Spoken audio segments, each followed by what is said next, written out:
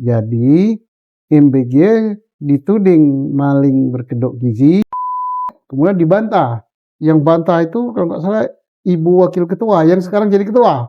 Dia bantah mahasiswa jangan asal ngomong.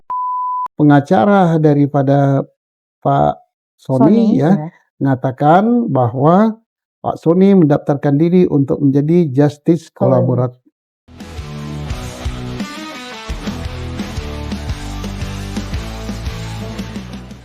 Assalamualaikum warahmatullahi wabarakatuh. Waalaikumsalam warahmatullahi wabarakatuh. Kembali lagi kita di podcast Susno 2G Channel. Pak, belakangan itu lagi banyak banget berita di sosial media tentang MBG. Makanan bergizi gratis yang sudah terlaksanakan selama 1 tahun lebih, yang konon kabarnya ini memberikan makanan gratis kepada 80 juta siswa dengan anggaran sekitar 335 triliun yang sangat fantastis ini. Namun, dalam pelaksanaannya banyak keluhan baik dari siswa yang keracunan, makanan yang bau, terus juga makanannya berulat, dan dibuang karena siswa ini tidak mau memakannya, Pak. Bahkan, badan pelaksanaannya, BGN atau Badan Gizi Nasional ini dituding menyalahgunakan anggaran yang porsinya ini untuk makanan jauh lebih kecil dibanding untuk sarana penunjang, sehingga memberikan tudingan korupsi terstruktur, dan MBG ini diplesetkan menjadi maling berkedok gizi. Bagaimana tanggapan Bapak terhadap hal tersebut? Ya, MBG tadi diplesetkan apa? Maling berkedok gizi. Nah, sekarang kita tidak usah panjang lebar lagi kan, kemarin ditangkap ya. Iya. Pimpinannya ditangkap, kepalanya ditangkap, wakilnya ditangkap 2 gitu kan. Jadi ternyata bukan hanya maling ya, korupsi. Korupsi itu lebih besar dari maling. Kalau maling itu maling sepeda motor, maling piring, maling sendok gitu. Kalau ini kan nilep gitu, dan nilepnya besar saya kira. Jadi MBG dituding maling berkedok gizi, kalau nggak salah oleh mahasiswa Jogja ya. Iya, Pak. Si Tio namanya, ketua BEM. Dia dengan beraninya, dengan lantangnya mengatakan gitu. Dan bukan hanya Tio saja, banyak sekali masyarakat beranggapan bahwa anggaran yang demikian besar, yang kurang pengawasan, kurang perencanaan, ini tinden atau cenderung untuk disalahgunakan. Ternyata terbukti disalahgunakan walaupun masih dalam berstatus tersangka ya. Nah, disalahgunakan untuk apa? Ya, penyalahgunaan kemarin dari Kejaksaan Agung sudah menjelaskan ya caranya. Caranya dengan menjual dapur, titik-titik dapur dijual ya. Jadi jangan harap masyarakat akan menjadi penyelenggara MBG, membuat dapur MBG kalau tidak punya orang dalam, dan ordal tadi harus punya kaitan ke pusat. Nah, itu caranya, yaitu dengan menjual titik. Yang kedua dengan markup gitu. Markup barang-barang yang tidak tidak begitu diperlukan dalam kegiatan makan bergizi gratis ini. Contohnya apa? Pembelian sepeda motor listrik, ya jumlahnya sekian puluh ribu ya, yang harganya di markup. Ada yang katakan itu hanya 16 juta, tapi jadi 50 apa berapa tablet ya. Kemudian pembelian sepatu, kaos kaki, TV juga Pak katanya. TV. Ini kan yang onok wae, ayak wae. Nah, dan ini penggunaan anggaran sedemikian ini termasuk pembelian mobil dan sebagainya, Menteri Keuangan nggak tahu. Dan itu tidak direncanakan terlebih dahulu, lelangnya tidak terbuka, dan apa-apa ini korupsi itu juga. Dan juga ada lagi jenis korupsi yang lain yang sangat erat ya, KKN tadi yang dilakukan. Apa namanya? Jadi 3 metode korupsi yang dilakukan, mungkin nanti berkembang menjadi lebih banyak lagi. Jadi jangan harap rupanya yang dapat dapur-dapur ini kan konco-koncoismenya dan bayar juga gitu. Karena nyetornya kepada orang pusat ya yang sudah ditangkap ini. Jadi apa yang dikatakan Theo itu benar. Walaupun awalnya saat Theo mengatakan dengan gagah berani, kemudian dibantah. Yang bantah itu kalau nggak salah Ibu Wakil Ketua yang sekarang jadi ketua. Dia bantah mahasiswa jangan asal ngomong gitu, harus punya bukti, harus punya apa, titik bengek lah. Iya. Pokoknya Theo ini dituduh semacam fitnah lah. Jadi sebagai orang intelektual gitu-gitu. Nah sekarang ternyata terbukti. Nah ini berarti ibu yang diangkat jadi ketua ini harus menjilat ludahnya sendiri. Iya, Dan benar mudah-mudahan sekali. dia ke depan bersih, tidak korupsi juga. Baik, Pak. Ya itu jadi kita wajib mengucapkan salut, selamat, dan penghargaan yang setinggi-tingginya kepada jajaran Kejaksaan Republik Indonesia yang berani untuk nangkap mereka dan mudah-mudahan diungkap tuntas ini. Iya, semoga ya Pak.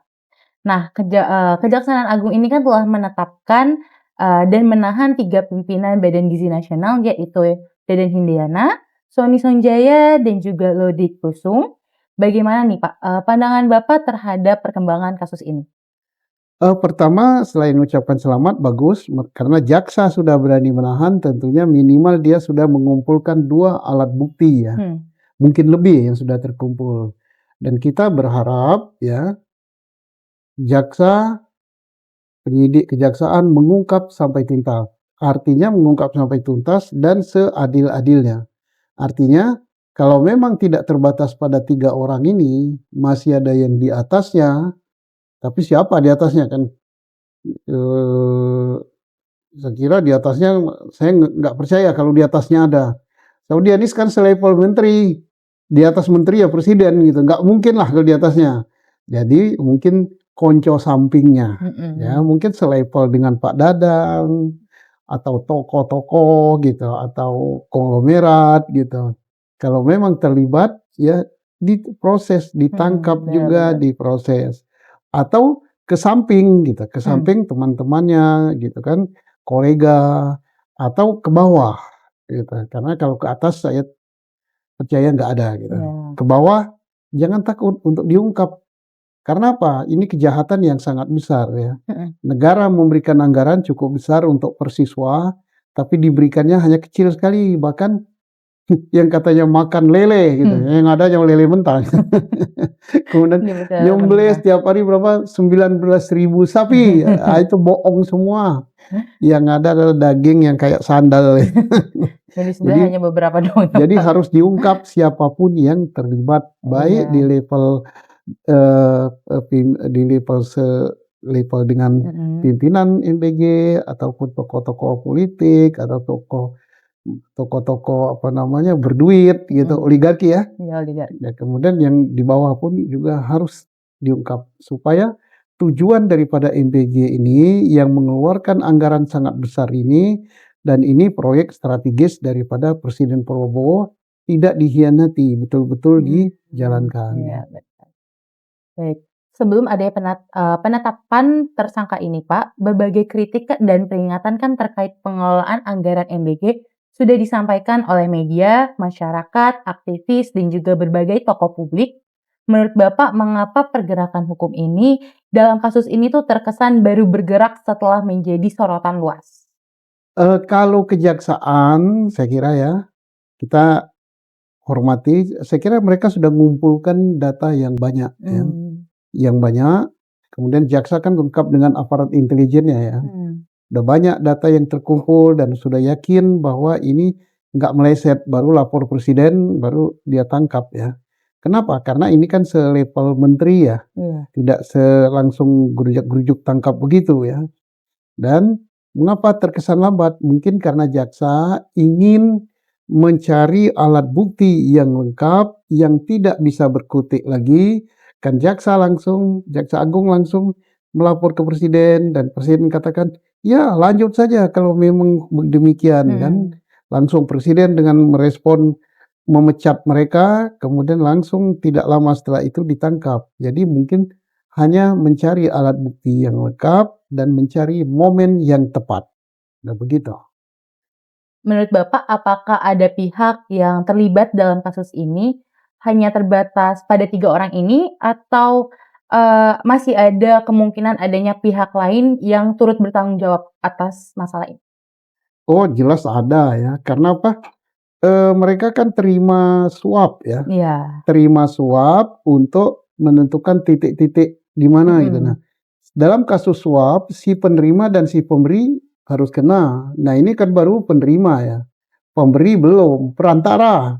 Kan tidak langsung orang misalnya di kabupaten atau di provinsi yang ujung itu langsung kenal kepada Pak Sony atau Pak Dadan atau Pak siapa, Ludwig ya. Mhm. Tentu ada perantaranya, perantaranya harus kena, yang nyogok juga harus kena. Karena akibat mereka nyogok ini, kemudian untuk menjadi apa, SPPG ya, dapur itu mengakibatkan pengurangan anggaran untuk makan siswa. Sehingga jangan heran kalau nasi MBG sayurnya hanya semangka secuil gitu, atau tidak diberi nasi tapi diberi apalah gitu. Heeh, Nah, bener. inilah akibatnya gitu.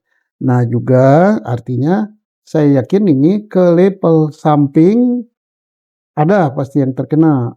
Ke level bawah mungkin mungkin tapi banyak gitu. Nah, terus apalagi, dalam pengadaan barang ya, Hmm. dalam rekanan-rekanan pengadaan barang, si penjual sepeda motor yang tahu harganya itu tidak sampai belas-belasan juta ya, mungkin hanya Iya. 15, Iya. 16 juta tapi disebut 40 atau 50 juta ya. Iya. Ini markup. Markup ini terjadi antara si pengada barang dengan si pembeli barang. Hmm. Maka rekanan pemasok harus ditangkap juga. Hmm. Demikian juga pengadaan laptop atau tablet, pengadaan sepatu, pengadaan TV, Mhm. pengadaan apa, kaos kaki, Iya, benar. macam-macam lah ya, pengadaan-pengadaan itu semuanya markup. Nah, itu harus ditangkap semua mereka, supaya pelajaran bagi yang lain. Jangan mau diajak korupsi gitu. Atau justru mereka ini yang ngojok-ngojok itu apa, membujuk daripada MBG ini supaya berkorupsi dengan menaikkan harga barang. Jadi Mmm. saya yakin tidak hanya sebatas ini. Apalagi kemarin, baru ditangkap sehari atau 2 hari setelah diperiksa, Mhm. pengacara daripada Pak Sony Sony, ya, ya. mengatakan bahwa Pak Sony mendaftarkan diri untuk menjadi justice Kalau collaborator ya. Nah, untuk menjadi justice collaborator dia akan mengungkap orang-orang, katanya ada orang yang nama-nama besar. iya. Nah, nama besar ini kita tidak tahu, nama besar lebih tinggi dari level dia, kalau lebih tinggi dari level dia Mhm. berarti sekelas Pak Dadan Heeh, kan, bener bener. sekelas menteri. Mhm. Kalau misalnya di bawah dia, ya bisa saja. Jadi, di bawahnya Pak Sony itu, kemudian di sampingnya selevel dengan dia, ya silakan diungkap saja, bagus sekali itu. Karena rakyat ingin tahu Iya. siapa saja sih yang makan duit anak sekolah ini, yang tujuannya untuk supaya dapat gizi, kehidupan cerdas, tapi justru tidak dapat gizi, anak sekolah tambah bodoh gitu. Ya, harus diungkap. Benar. Tadi seperti yang Bapak katakan bahwa Sony Sonjaya ini melalui dari kuasa hukumnya dia menyediakan apa, JC, berkeinginan untuk menjadi JC ya, Pak. ya. Lalu bagaimana tanggapan Bapak terhadap langkah tersebut dan sejauh mana hal itu tuh dapat membantu mengungkapkan pihak-pihak lain yang diduga terlibat nih, Pak? Jadi bisa saja diterima, itu bagus kalau betul-betul akan mengungkap ya. Hmm. Jadi sebutkan aja dengan terus terang siapa saja yang, jadi pelakunya gitu kan. Ya, oh ini pelakunya si A, si B, si C, dari semua kalangan ya, jangan Hmm. takut.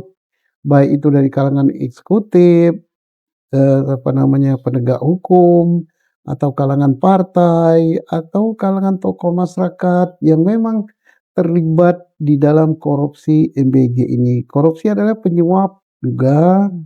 kemudian pemarkup barang juga Mhm. harus diungkap semua. Kita berterima kasih dengan Pak Sony ya, kalau dia mau mengungkap ini akan membantu, dan kejaksaan harus mau menerima informasi-informasi yang disampaikan Pak Sony, benar atau tidaknya harus diperiksa, dicarikan alat bukti yang lain. Jadi tidak cukup dengan keterangan Pak Sony saja bahwa ini yang terlibat, tapi harus didukung bukti yang lain. Baik. Selepas dari proses hukum yang sedang berjalan nih Pak, bagaimana evaluasi Bapak terhadap mekanisme pelaksanaan program MBG saat ini? Apa saja yang perlu dibenahi agar program ini tuh dapat berjalan lebih baik, tepat sasaran, dan mendapatkan kembali kepercayaan publik? Ya, saya sangat percaya ya bahwa Presiden Prabowo telah terbuka tentang MBG ini, menerima masukan-masukan dari masyarakat ataupun dari tokoh-tokoh ya, bahwa MBG ini yes, tujuannya bagus, maksudnya bagus, tapi yang salah itu apa? Pelaksanaannya, mekanismenya. Masyarakat tidak tidak setuju dan sudah mengusulkan janganlah pakai duit itu dari apa? BGN disalurkan ke sini, salurkan ke sini, salurkan ke sini, terlalu banyak yang dilewati. Nah, dan akhirnya ujungnya itu makanannya tidak bergizi, tidak dimakan, beracun, busuk, berulat, jadi banyak mudaratnya. Nah, harus bagaimana? Sudah usulan-usulan masyarakat, usulan publik banyak sekali. Kenapa sih nggak disalurkan kepada sekolah? Meliwati kantin sekolah atau meliwati kepala sekolah. Kalau disalurkan ke sekolah, sekolahlah yang paling tahu murid mana di sekolah itu yang memerlukan MBG ini. Mungkin sekolah tersebut jatahnya 500 siswa, di-drop 500 siswa. Kemudian guru mendata, menanya siapa yang perlu, yang senang MBG ini. Jangan-jangan yang senang hanya 300, berarti ada 200. Iya. 200 ini bisa untuk menambah biaya yang 300 tadi. Yang tadinya anggarannya mungkin 15.000 jadi 20.000. Berarti kualitasnya lebih bagus. Yang tadinya guru-guru tidak dapat, harus makan pulang ke rumah atau ke kantin, bisa dijamin di sini. Yang tadinya satpam, terus apa namanya, penjaga sekolah, tidak dapat, bisa dijamin di sini. Dan tidak ada penyelewengan atau lewat kantin sekolah. Kemudian karena dimasak di sini, guru dan sebagainya bisa bertanya pada murid atau bisa menilai siswa-siswa kami ini apa sih yang paling dihobinya? Oh, sambel. Nah, berarti harus ada sambel. Oh, siswa-siswa kami ini senangnya nasinya itu yang panas. Berarti nasi itu dimasak pada saat menjelang dimakan. Karena itu dimasaknya di sekolah, tidak jauh dari mana diantar, maka apa yang dimaui bisa terpenuhi. Kemudian karena tidak lewat banyak saluran-saluran, maka tidak dipotong. Dan juga kantin sekolah bisa dimanfaatkan, guru bisa memetik manfaat, penjaga sekolah, satpam bisa. Kemudian kualitasnya yang tadinya kalau sekarang kan 9.000 katanya. Tapi karena yang 500 yang perlu itu tidak segitu, yang lainnya bawa dari sekolah karena senangnya ayam pop ya, yang bisa menyediakan ayam pop kan orang tuanya kan. Nah, jadi ini sebaiknya dikelola oleh sekolah. Atau ada juga yang mengusulkan, wah ini gimana kalau ditransfer ke orang tua uangnya. Saya kira itu bagus tapi ribet. Benar. Karena ribet ada berapa juta rekening. Harus ditransfer satu-satu. Transfer satu-satu kan. Jadi tidak bagus dan menyalahi gitu. Karena ini kan judulnya kan makanan bergizi gratis. Bukan duit bukan duit gitu. Duit kaget. Duit kaget gitu. Jadi itulah dibenahi. Saya senang sekali kemarin ada di medsos ada yang mengusulkan begitu juga. Ya mudah-mudahan Pak Prabowo juga mendengarkan ya Pak. melaksanakan. Karena emang banyak sih Pak kemarin sih Pak di medsos untuk pengusulan tentang penyelenggaraan dari kantin aja Pak katanya gitu. Bagus begitu. Lebih efisien lah kalau misalnya dari kantin gitu. Iya, dan kantin itu membelanjakannya kan dari masyarakat sekitar ya, beli benar. bahannya tidak dari jauh gitu ya.